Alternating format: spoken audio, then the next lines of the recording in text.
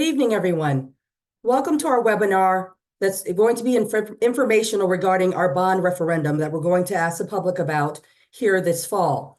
Thank you for coming. I know this is a very busy time of year. This is just one of the first of many talks that we will have during the course of the summer prior to September to explain to the community why the district has decided to come to you and ask you to go to a referendum to help us with some planning for our facilities. I want to thank Bob Calavita and my Director of Facilities, Tom Quinn, who are here today helping me with this presentation. To respect your time, I am going to get started. I would like the closed caption turned on if I can get that going for those of you who may need that. And the Q&A is also open for conversation or questions that you may have during the course of this presentation. At the end of my presentation, I will give you an opportunity to ask questions. I will share as many answers as I can before the end of our hour here together. Anything that I do not get to, I will make sure that I answer if it's not already cited on our website. So please visit our website about the referendum, which can be accessed through the district website. So I'm going to go ahead and get started. And for those of you who are in attendance, if you have friends that could not attend tonight, know that this recording will be posted for you to return to later, or you can refer your neighbors to this as well. So again, I shared that we were going to be going to ask the community for the district's permission for the district to go to bond Tuesday, September 17th. And we'll talk about the reasons why as I go through this presentation. So what is a bond referendum? What that is when districts ask voters for their permission to borrow funds by selling bonds. This is a way for us to also access state aid. So as we plan for our facilities repairs, our capital projects to make sure that we're maintaining the facilities where we house our students and our district offices, we plan for those repairs and those things along. Sometimes, however, those repairs overwhelm us and it gets hard to get ahead of these things. We save money to make those repairs, but the repairs that we make through saving money and squirreling that away and planning for these things are not matched by the state, with the state giving us some state funds towards those repairs. So I'll talk a little bit more about that. But to access the state aid for these projects, we do need to go to the community and ask for permission to sell bonds. State aid would pay for projected for this particular set of projects that we have about 25% of the total cost to offset the local share. It is only available through referendum, which I shared. And the taxpayers have already paid into this funding, meaning that you already pay taxes to the state. That's divvied up to the different districts all throughout New Jersey, right? And we can't access that matching that the state will give us up to 40% on certain projects unless we go to referendum. Good planning means that we have to identify those top facilities projects that will qualify for this state aid, and then go to you to ask for that. Moving away from repair as you go strategy, because as you know, many of you own homes, you know that they can be money pits. You have the planned repairs that you want to do, right? The renovation on your kitchen, you want to go out and do something in the backyard, but then your water heater fails, right? And that's not something you planned for. You thought the water heater was going to last you another 10, 15 years and it failed. That's the situation the district has been in for some time, planning as we go, and then we have failures that come along the way that are unexpected. And then finally, the timing. Some folks have asked, why do this in September? Why not wait till the general election in November? The planning, most districts, when they plan referendum, they plan for September.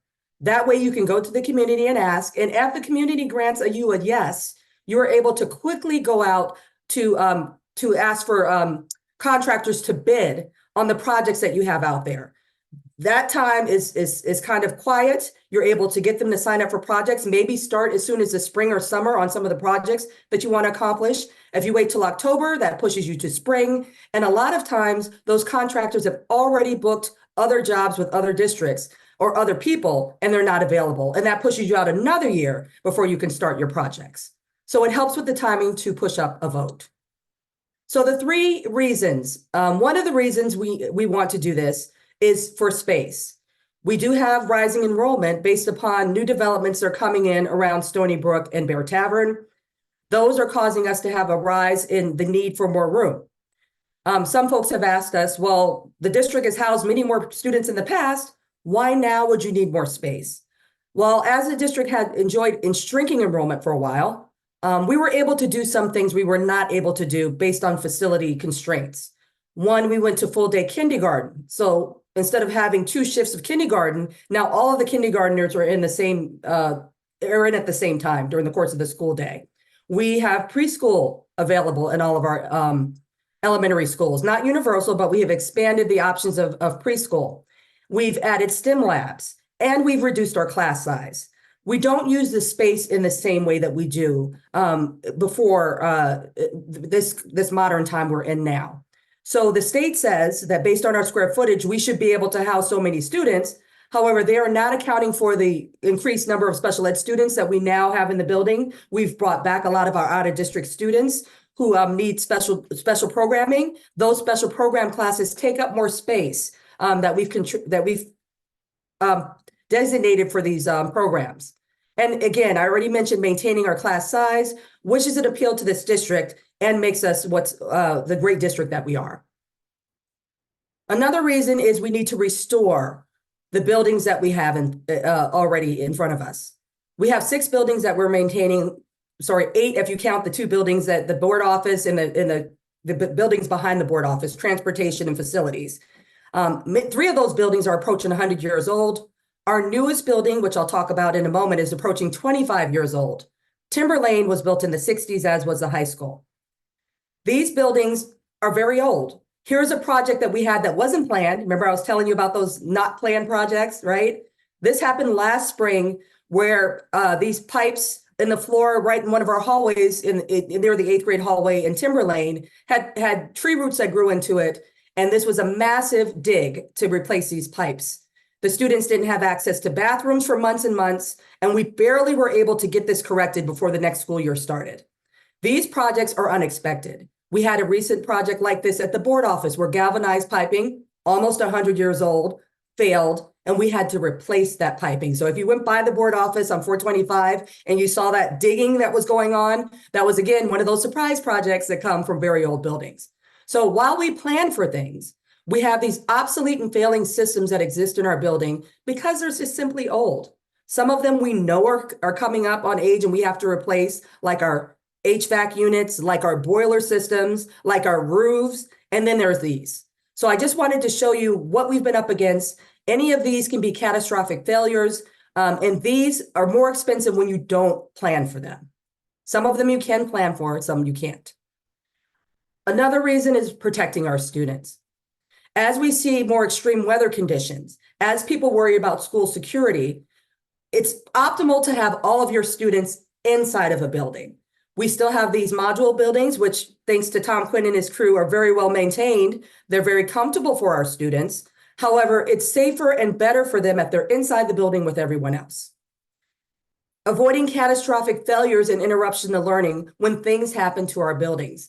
If there are any Timber Lane parents here on the call with us right now, you may remember early this fall, and maybe it wasn't even that fall, this fall, Tom Quinn will hop in and tell us when that was. We had a pump fail at Timber Lane, and he did a lot of running around.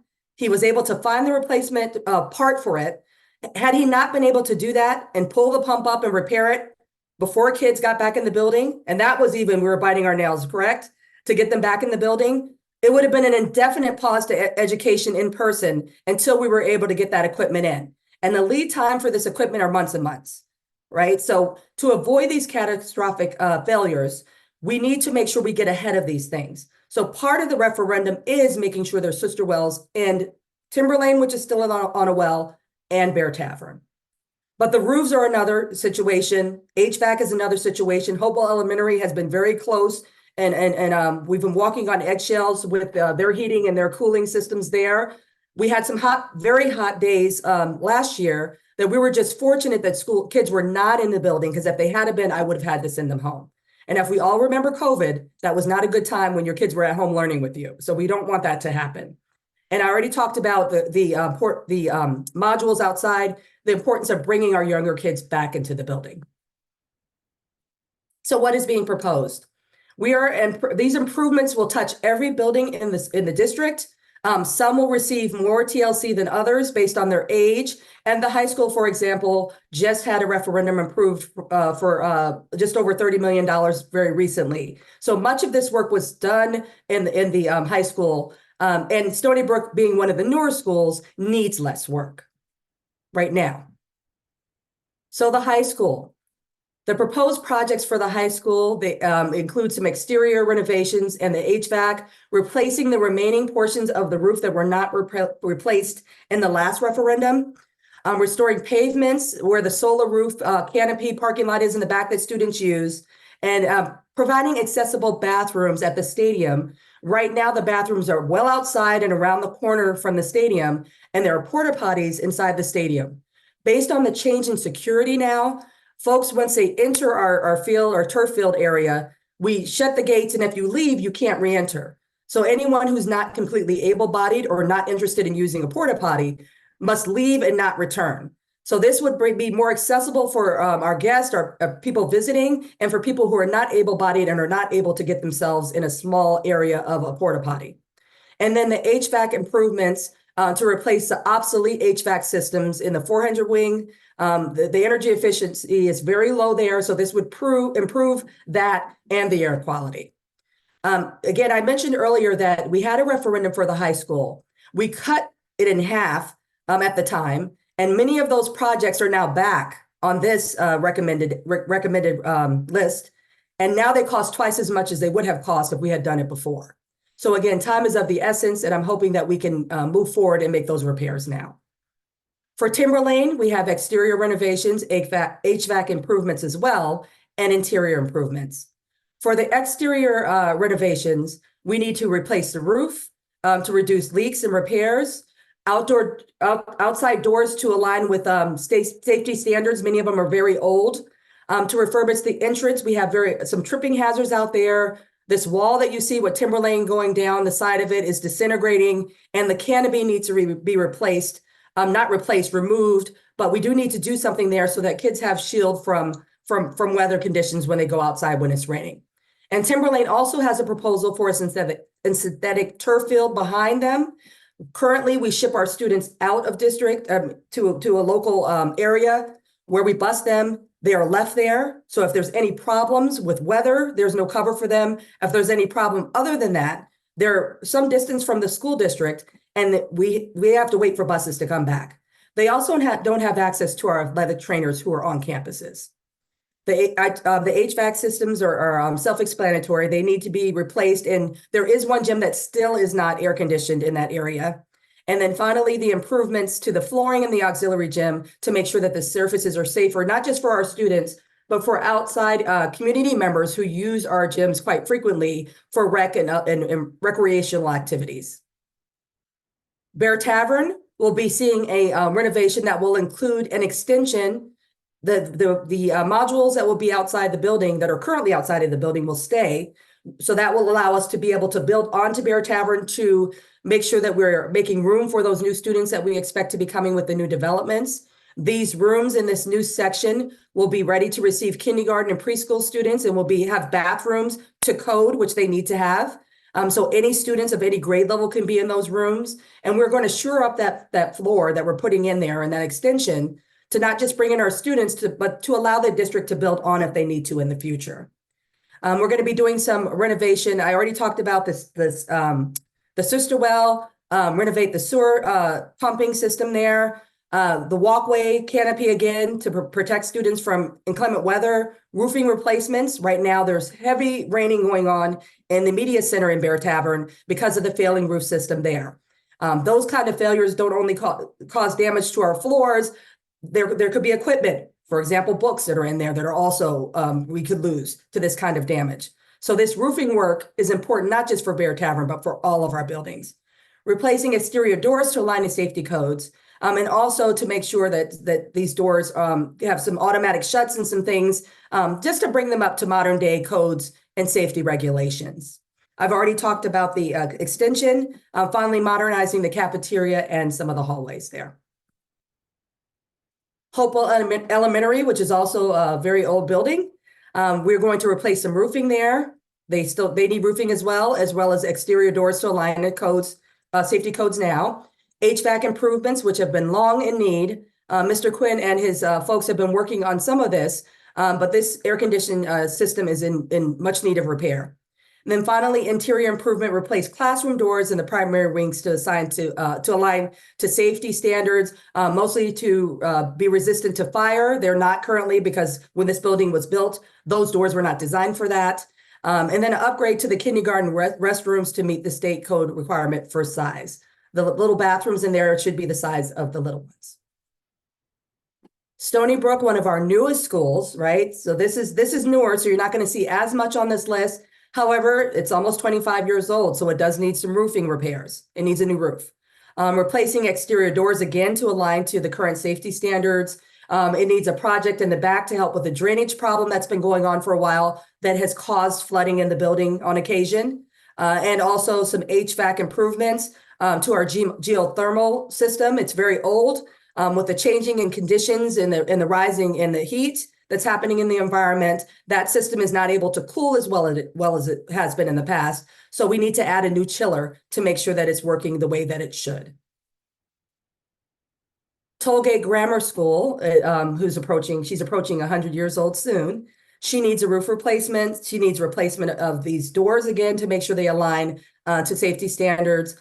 A widening of the driveway on the side. Now, I know many folks are concerned that as we widen that driveway, that we may be doing away with some of the outdoor learning spaces that have been invested in. Any outdoor learning spaces that currently exist now will be relocated somewhere else in the back of the school. Right now, the priority is widening that entranceway. So not just to include for more parking, but our first responders have complained many times to us of their inability to access the building all the way around in the case of an emergency. Right now, that very narrow walkway next to those modules, you have a fire truck or a big emergency vehicle cannot get through there because of the way it's blocked off. So they would be able to access that all the way around. And then again, I'd be able to bring my students into the building. Right now, preschoolers are out there. I would like all of our students to be in the building with all the rest of the students. For security reasons, that's really the best thing for them. So they can be with their classmates, and also with these extreme weather conditions. I would hate that a weather emergency comes and they're out there. So this is something that we want just to make our students' experience and learning better for them to be in the building. Finally, we talked about the HVAC systems being very old and outmoded. This building also has one of those. So to improve the air quality and energy efficiency, replace electrical in this building for better control of the school's power. And then to build the 6 classrooms will account for the addition that we're putting onto this building to get all of our students inside of the building learning with their classmates. Dr. Trees, Tom Quinn's going to talk a little bit about some of the HVAC issues that we've been struggling with over the past several years. Yes, please. Sure. Some of you may be aware that we just put a new boiler and chiller system in at Hopewell Elementary. That was one of those projects where we had it listed, we were following it, we're estimating how long it would hold out and kick in the can to do other more important projects. And we barely made it through 2 winters ago when with the boiler system being in failure, we were unable to get heat all the way up to the 3rd floor of the building on those extremely cold days. Fortunately, school wasn't in session, so it saved us. But the new energy efficient boilers save us a ton of money on energy. We've been tracking the gas usage, and it's showing about a 50% reduction in gas usage by going to brand new high efficiency boilers. So what we're looking to do in these projects, all of the HVAC improvements that Dr. Trees talked about are going to be these types of high efficiency, high output systems that should provide greater comfort to both staff and students and community members who are using those buildings. So not only we're going to replace these, we're also going to hopefully, and we've seen this happen in the projects we've done, is to save money on energy at the same time.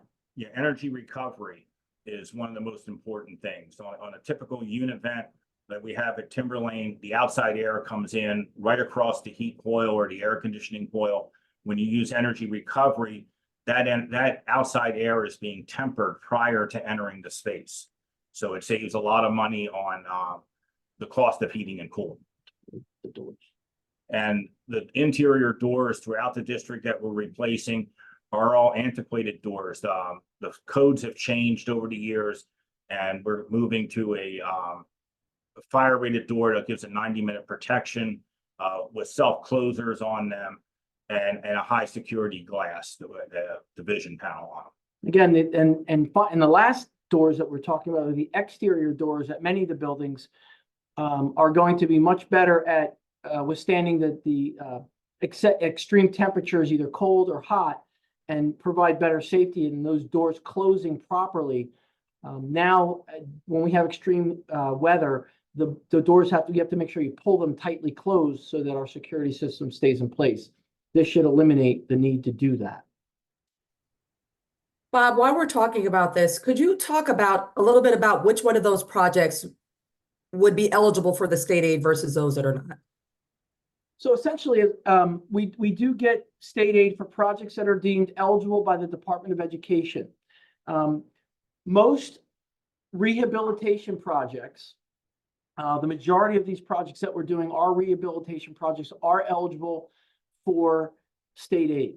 The projects that will be debating with the Department of Education are on the new construction areas, the additions at Bear Tavern and the additions at Tollgate, because they're based on unhoused students. We will have some unhoused students from the new construction that's coming in and the new students that are coming in, but not enough to trigger the DOE's model.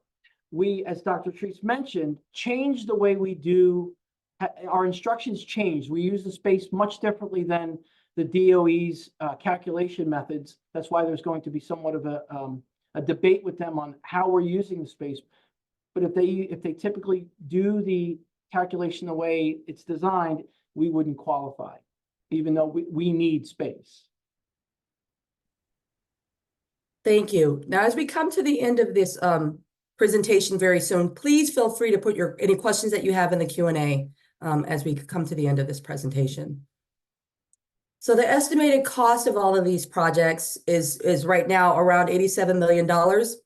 State aid will be possible for many of these projects we propose, because a lot of these are improvements to the buildings that we need in terms of safety and for air quality and all of that for the students. Property tax impact will range anywhere from $500 to $575 annually. That's based upon a house with a mortgage of average $425,000 to $500,000. That's based on your assessed value of your house, not the market value of what is crazy posting for now. It's what it's actually assessed at. And more details will come as it takes shape. This is just an estimate based on what costs are about right now, but that will be dependent upon a lot of things and largely on what the state accepts and says that they will give us some funds for. So what's next? Right now we have this project out to the state, the New Jersey Department of Ed, and they're reviewing the projects to see which ones that will qualify for state aid. The board will consider the ballot question at that time.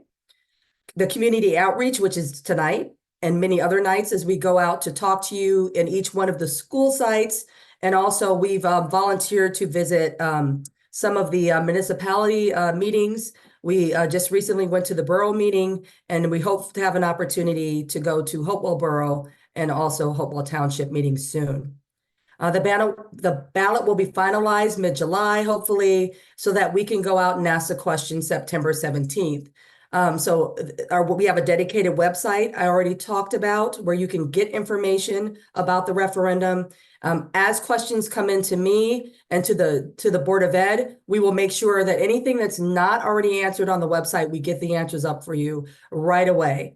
We'll have more forums like this one, probably in person, probably in the building, so that you can see some of these projects that we're talking about, and there'll be more printed information coming out as well as this video will be posted and others. In-person voting times and locations are to be determined. As soon as we have those, we'll communicate those to you all. Mailing ballots are also available, and the community will be notified with any voting deadlines that you need to know about. So that's going to end my presentation, and I'd like to leave some time for questions.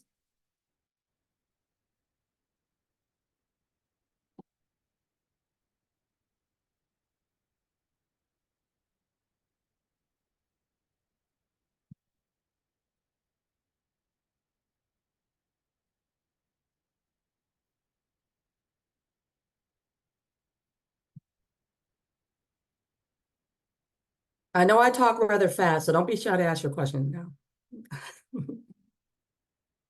We got one coming in.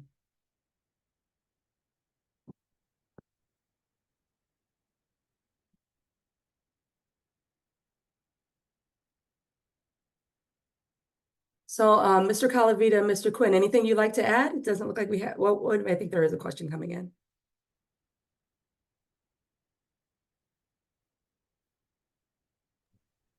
There is a list of projects, general cost, not a per item cost. I believe that will be posted, or is posted on our website. It's also on board docs when these presentations were done, but yes, there is a 39 or 40 slide PowerPoint that talks about the costs.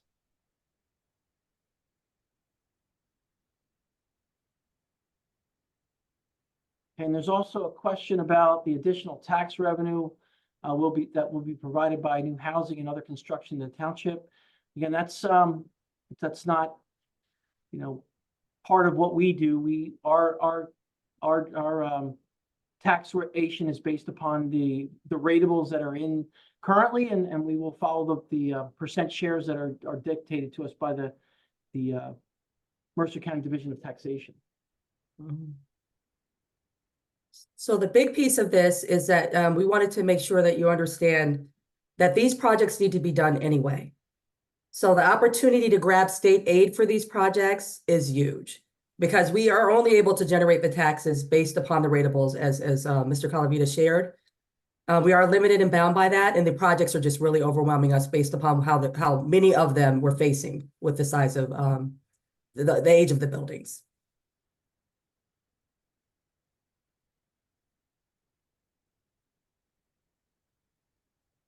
Again, there's the second question about the detailed list. Again, I believe it's posted on the referendum website, as well as the meeting minutes that we have. We can get that. If it's not on the referendum website, we can get it on there. The price list that we have right now are estimates. The list won't be finalized until we get what's called final eligible costs from the Department of Education. But the estimates are up there on our website. Here's another question. If this is passed, at what point does the work begin? If this is passed, we're hoping we can start work as soon as this spring, if not into the early summer on some of these projects. So again, if the referendum passes in September, sometime in the middle to late fall, we'll go out and bond some of the money. We'll go into an auction and the capital market will bid on the bond notes. And once those bond notes are finalized and deposited into our accounts, we'll go to bid. And once we go to bid, and we have a schedule of values and we have a logistical plan, as Dr. Tree said, we would hope to go to bid as early as the spring on some of the projects. But most of the projects will begin in earnest in summer. And we'll be looking for that first summer of 2025 to attack some of the roofing work for sure, and to begin work on the HVAC projects.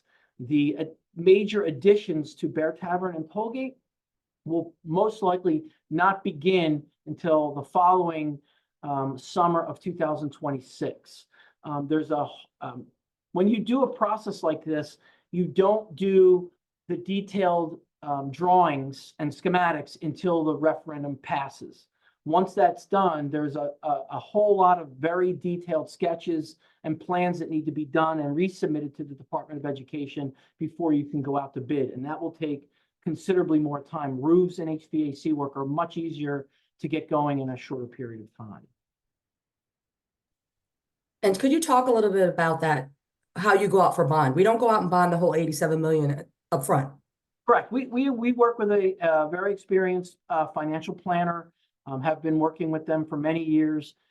And what they will do is once the projects are finalized and they have a final estimated value of costs, we'll talk about with all of our professionals as to what projects we're going to bid and when we're going to bid them, based similar to what I just said. But we will plan out how much money we need when. So if the money that's going to be targeted for the additions to Tollgate and Bear Tavern. That money will be held until we actually need it. So we'll bond it in pieces. And what we hope for is to try to get some economies of scale when it comes to getting rates for the bonding. Right now, bond rates are a little higher than they were when we did our last bond referendum in 2016. But we hope to be able to bond the money as we need it and to get better rates as we move forward in the process. So there's a question here. Does the township's pilot agreements with these new developments affect payment toward this project if approved, or will it affect it in other ways? The simple answer is no. Mm-hmm. Those particular parcels of land and homes are not part of the ratables that come to the district. We are working with the township on a continual basis in discussions to see if there is any way for them to provide some funds towards these projects. To date, we have not reached an agreement. So to clarify, the pilot homes that are coming in would not be contributing to this in the way that you're asking. So Right. we've had an open dialogue with the township. We're hoping that there could be some agreement made where they can make some contribution. But there's some other things going on over there that they have to work through. But those conversations are still ongoing. And as your superintendent, I am committed to continue to advocate for that. There's also a question that came up that said, is there a backup plan in process if this does not pass? The backup plan is to continue on as we're going, to try to pull money out of our regular budget through savings. That's the only way there is to do capital projects right now, is to take money that remains unspent at the end of the year and assign it to our capital reserve and try to pick off projects little by little. The board could also go back out. They could modify the question. They could take some of the projects off and go back out and ask for a smaller amount of money. They could ask for the same amount of money and hope it passes. But the backup plan is to limp along as we're doing right now and attacking the most high profile projects, either as they fail or as money comes up. That is the only way that capital projects are funded in New Jersey. And the quality of programming that we offer our students that the public has become accustomed to.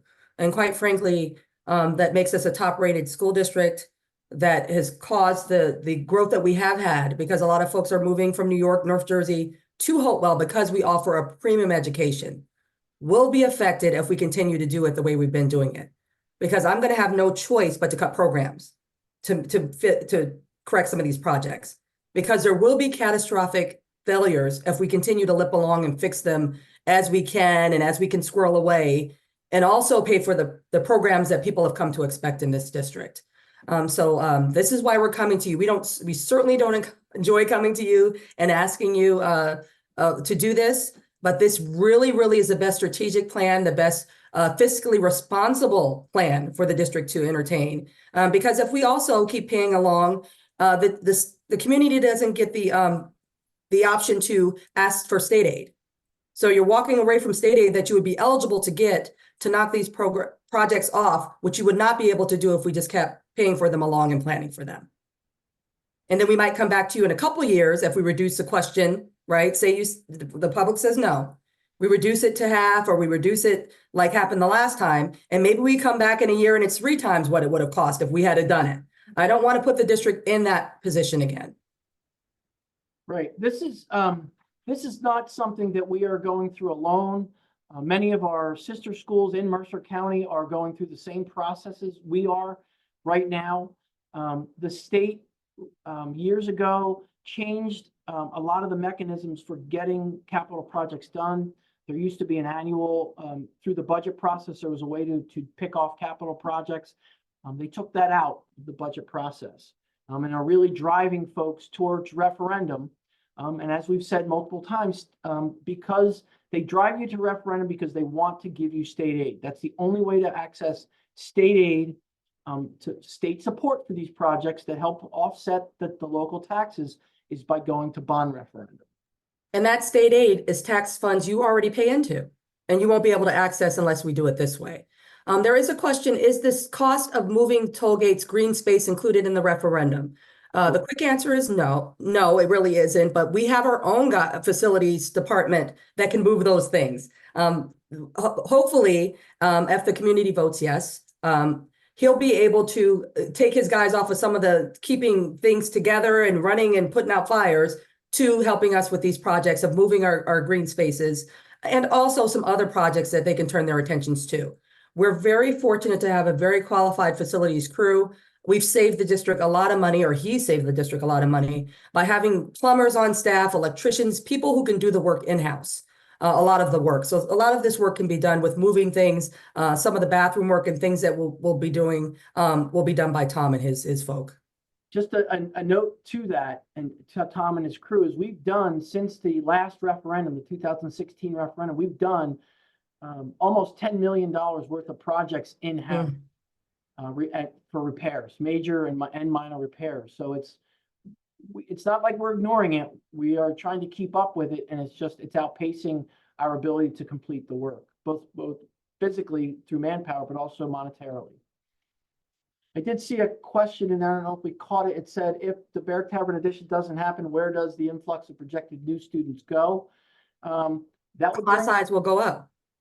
The class sizes will go up, but we would also have to perhaps look at redistricting around the district, moving students into Stony Brook, maybe moving them into Hopewell, where there's space. We may have to reorganize for that.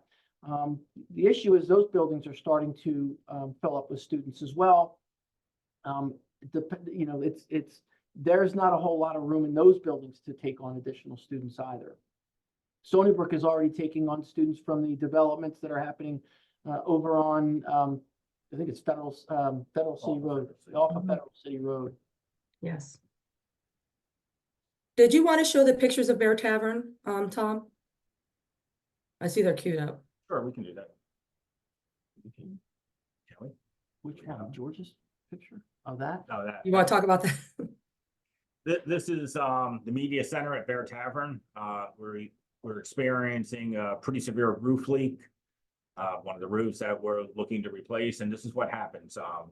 We were finally able to get this under control, but during the early part of April, when it was raining practically every day, you can't fix a roof in the rain. You have to allow it to dry before it can be repaired. And we were finally able to get this repaired. We had tried just about everything. And I think now we're down to one small little bucket, collecting one last drip that's coming out.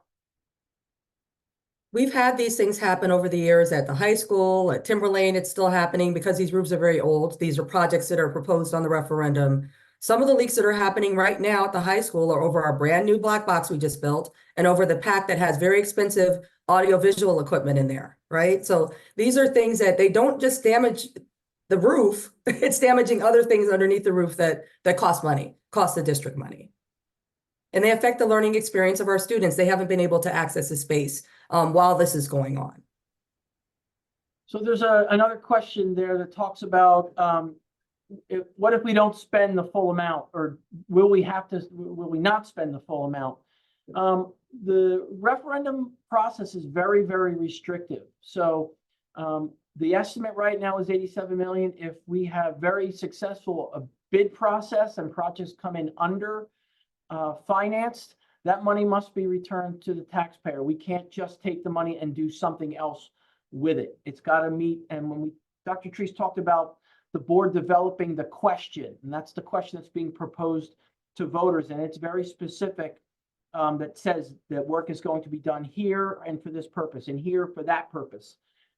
We must stay true to that purpose, and if something else comes up during that process, we are not permitted to reallocate that money to other projects. The other one was, will students need to be relocated for learning? Yes. I think Dr. Treese mentioned it at the beginning of her presentation that the trailers where we currently have students at Bear Tavern are going to remain during the construction process just for that purpose, so that they aren't relocated. We have done considerable work on those trailers, and we will keep them to repurpose them for district storage and additional meeting space for staff, office space for staff, for itinerant staff, who may not be working in that building on a regular basis, but may stop by in that building, a place for them to be. But the students during construction will not have to be moved from their current school or moved into additional trailers. Work will take place around them. So there was a question here. Is the town able to stop the development of houses that add people until enough funds can be saved to expand the school? And I would say, I don't know, but I doubt it. I think those things are already underway. And they're working with a contractor that they probably already have made arrangements with.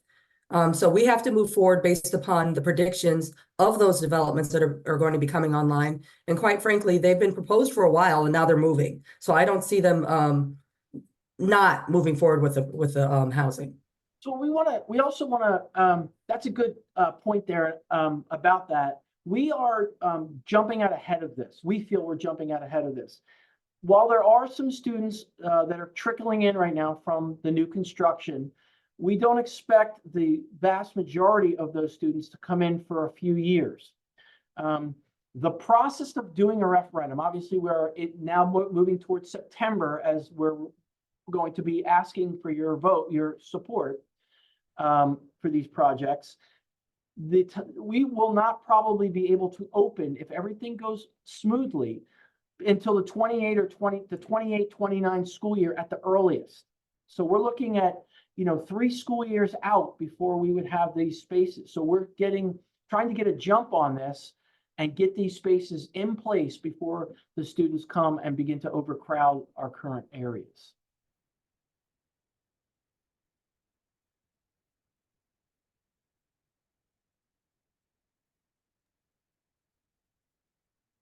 Did we miss any of the other questions? I think the green space question came up again. I don't know whether, but we are going to make sure that the green spaces at Tollgate are moved and are in a great area to be used by staff and students and in the same condition or better than it is in right now. We definitely understand the time and effort that went into the development of those spaces, and we will make sure that they have a happy home when we're all finished. And Mr. Quinn and Mr. Calavita are already in communication with Ms. Lori, the principal over there. They're going to go out with the PTO folks or whoever wants to be part of kind of deciding where that will go nicely away from the spaces where we need to make sure that first responders can get in. But certainly kind of tell us where you want it and then we'll move it to where it needs to go.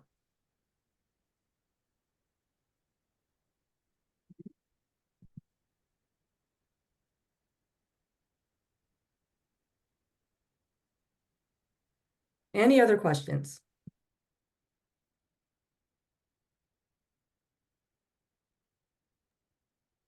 Okay, well, as we approach the hour mark, without any more questions, I just want to remind everyone that this is being recorded. So if you have friends that are unable to attend tonight, or you want to watch this again, because I know it was a lot really quickly, you can watch it again at your leisure. It will be on our website. There is a button on our website that will lead you directly to the referendum. It says referendum on it. You click on it. It takes you to a site that has answers to all of the questions we covered today and probably many more. As you send in questions that maybe weren't asked tonight, you think of something or a neighbor thinks of something, please just send it to one of us. There's also a vote HVRSD email address that you can send questions to, and we'll make sure we get those answers to you right away and then also posted onto the website.